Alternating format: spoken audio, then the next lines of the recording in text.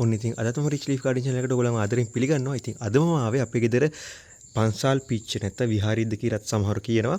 ඉතින් ඒ ගහේ මල් පිපිලා තියෙනවා බලන්න හරිම ලස්සනයි. මේ විදිහට තමයි මම මේ ගහ හදලා තියෙන්නේ. මම කලිනුත් වීඩියෝස් දාලා තියෙනවා. ඉතින් මට පෙන්වන්න හිතුණා. මේ වගේ ගහ උසර තියෙනවා. මේ ගහේ මල් පිපිලා තියෙන්නේ. මේ පැත්තෙත් මල් පිපිලා බලන්න හරිම ලස්සනයි. මාරම සුවඳයි ඒ වගේම. ලස්සන වගේ මාරම සුවඳයි. ඉතින් මේ එකම මල තමයි මේ පාට වල් කීපයකින් පිපෙන්නේ. ඒ කියන්නේ මුලින්ම සුදු පාටට තමයි පිපෙන්නේ. මේ සුදු පාටට පිපෙන මල මෙන්න මේක මේ විදිහට සුදු පාටට පිපිලා ඊට පස්සේ මේ වගේ පිපෙනවා සුදු පාටට.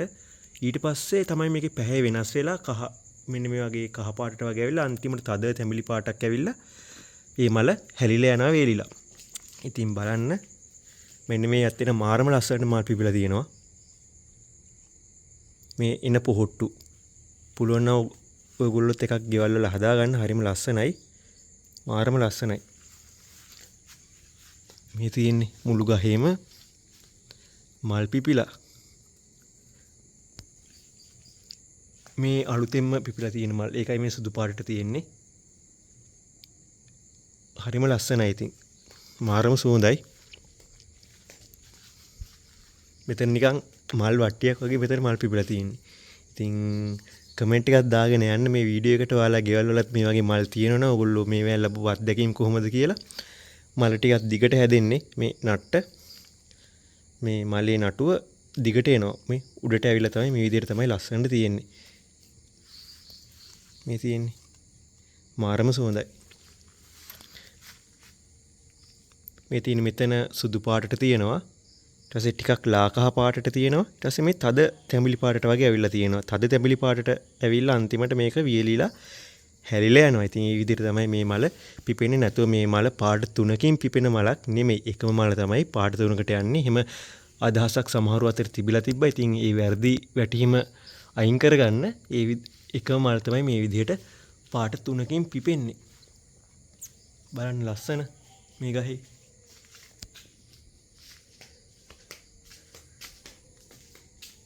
මේ විදිහට මුළු වටේටම මල් පිපිලා තියෙනවා. හරිම ලස්සනයි. ඉතින් ඔන්න අද මට මේ පොඩි වීඩියෝ එක ඔයගලන්ට ගේන්න හිතුණා මේ සම්බන්ධව. මේ සම්බන්ධව මම වෙන විස්තර කළ වීඩියෝස් දාලා තියෙනවා. ඉතින් මම ඉස්සරහටත් තව වීඩියෝස් දාන්න බලාපොරොත්තු වෙනවා. ඒ වීඩියෝස් නොබලපු අයට මේ සම්බන්ධව දැනගන්න. තාමත් මගේ මේ channel එක subscribe කරලා නැත්නම් යාරම subscribe කරලා තියාගන්න. මතක ඇතුව ඒ වගේම මේ ගහක් ඕගොල්ලෝ ගෙදර පෝච්චි එක හරි හදා ගන්න. හරිම ලස්සනයි. මල් පිපෙන කාලට ඔයගලන්ට මාර විදියටම ආසහිතෙයි. මේක හරිම ලස්සනට මල් පිපෙනවා.